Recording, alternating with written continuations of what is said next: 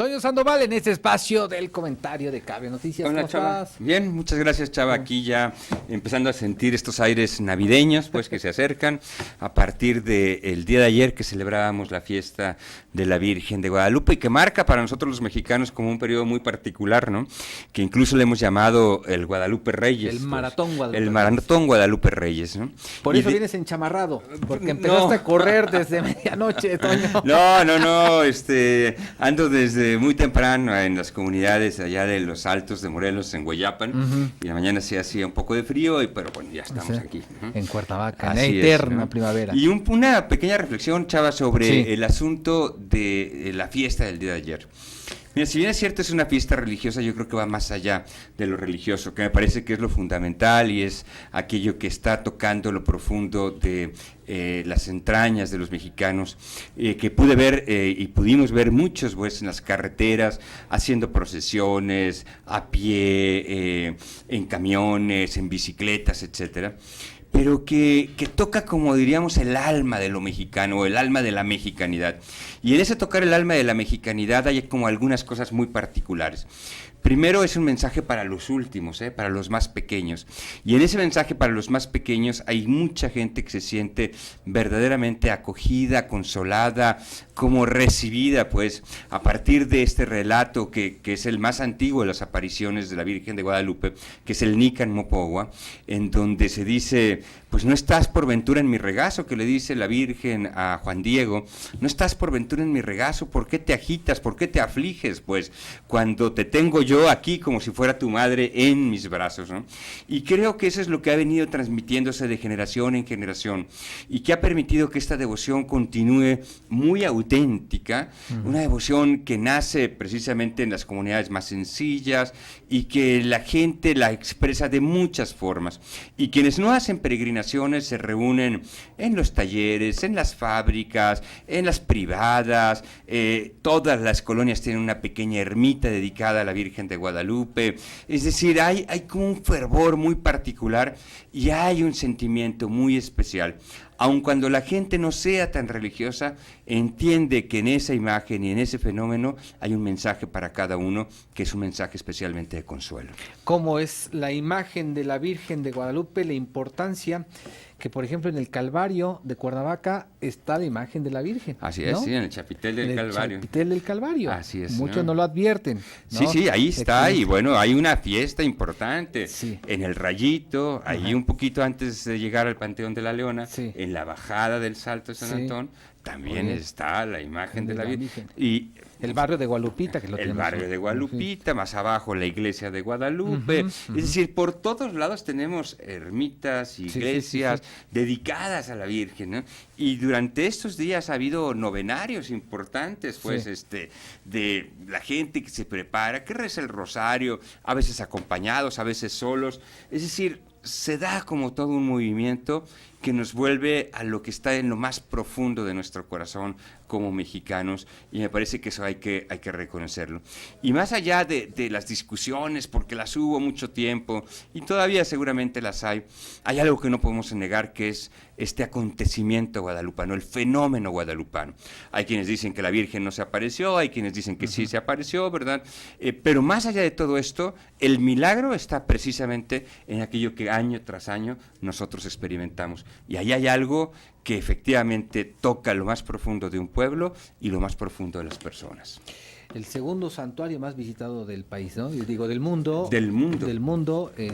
La Basílica de Guadalupe. La Basílica de Guadalupe, y millones de peregrinos que llegan ahí a ponerse ante la Virgen, a poner sus mandas, a poner sus alegrías, su gratitud también, sus peticiones, a pedir, no solamente por ellos, sino por los suyos. Es decir, es todo un fenómeno, y un fenómeno que me parece en pocos lugares en el mundo se vive como se vive aquí. Emblemático también porque fue utilizada de manera histórica por el cura Miguel Hidalgo, ¿no? Por el cura Miguel Hidalgo en el movimiento de la independencia, ¿verdad? Que la toma como estandarte, la imagen de la Virgen, ¿no? Y que efectivamente en este mensaje, pues, que la Virgen transmite a la gente, pues hay como un sentirse profundamente identificados, ¿no? Con el pueblo. 10 años de la narcoguerra, de la guerra que le declaró, que después dijo que no era guerra, sino que era una lucha frontal del Estado mexicano, de todas sus fuerzas armadas contra la delincuencia organizada. Un 11 de diciembre del 2006 inició en aquel entonces con el presidente Felipe Calderón. ¿Qué ha pasado en estos 10 años? Híjole, Chava, pues lo que ha pasado es lo que tenemos todos a la vista. Tenemos cerca de 200,000 personas que han perdido la vida. Yo te puedo decir que Colombia, que vivió un conflicto por más de 55 años, es cierto, tiene menos habitantes, cerca de la mitad de habitantes que nosotros, pero en 55 años tuvo cerca de 300,000 víctimas que perdieron la vida, ¿eh? Y tuvo, sí, cerca de 7 millones de personas que fueron afectadas de una manera o de otra. Colateral, ¿no? 3 millones de desplazados internos, que es también una crisis humanitaria. Pero estaba yo revisando los números y cerca de 200,000 personas ya han perdido la vida, 189,000 personas según los datos, ¿no? Pero también hay cerca de 30,000 personas desaparecidas en este país, y solamente en regiones como Iguala hay quienes afirman que hay más de 1,500 desaparecidos que no se sabe su destino. En ese sentido, toman como una relevancia muy especial las declaraciones del general secretario, Sí. estos días precisamente, ¿no?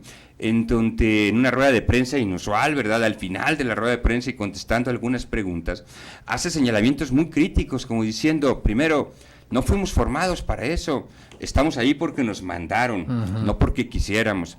Y si nos preguntan si quieren regresar a los cuarteles, yo soy el primero en levantar no una, sino las dos manos para regresar a los cuarteles.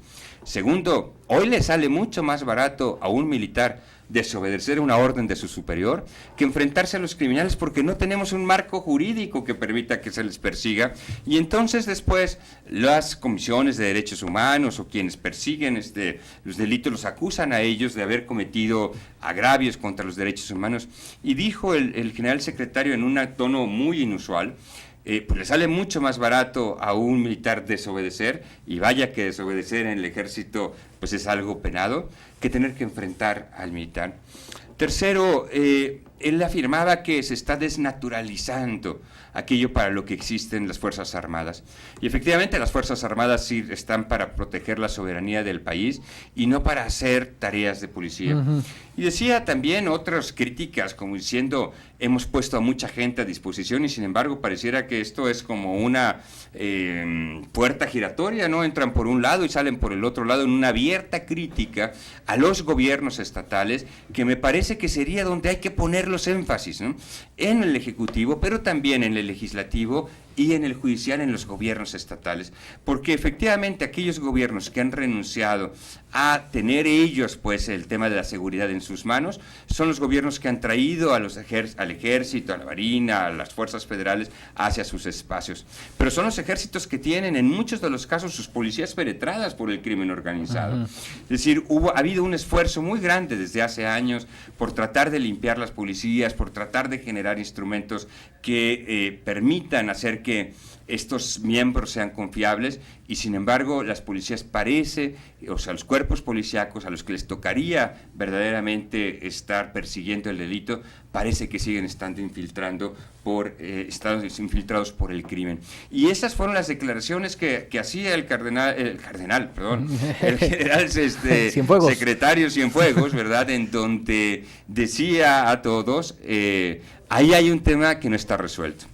Inmediatamente después vinieron algunas respuestas, una respuesta del presidente de la República diciendo, no malinterpreten. Descontextualizaron, ¿no? Descontextualizaron, no está peleado con Gobernación, y hoy, ¿verdad?, aparece ya la nota de que el Congreso va a empezar a revisar esta ley, de la cual hablaba el general secretario, diciendo, pues no tenemos un marco jurídico en medio del cual podemos actuar, simplemente nos mandaron salir, y tuvimos que salir porque nosotros obedecemos, pues es parte de lo nuestro, ¿no? Y en ese sentido me parece que se está abriendo un debate muy importante en el país. Incluso algunos de los candidatos a la presidencia de la República, la misma esposa del anterior presidente de la República, Felipe Calderón, dijo, yo estoy a favor de que regresen a los cuarteles los militares. Y yo creo que es el debate que vamos a vivir en los próximos días. Pero también hay otra cosa que habría que pensar.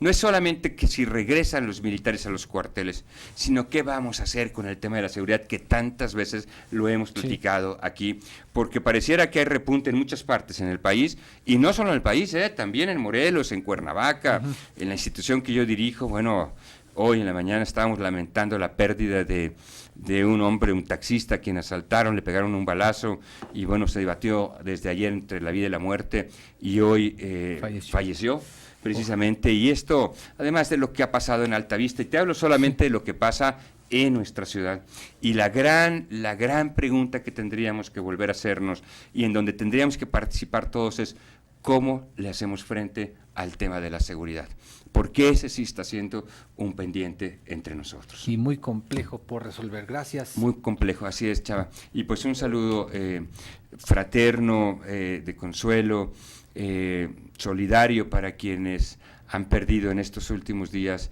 a seres queridos, precisamente a manos de la delincuencia. Toño, que te ve muy bien. Muchas gracias, Nos Chava. vemos el próximo martes. Nos vemos el próximo martes. Toño Sandoval aquí con nosotros. Regresamos.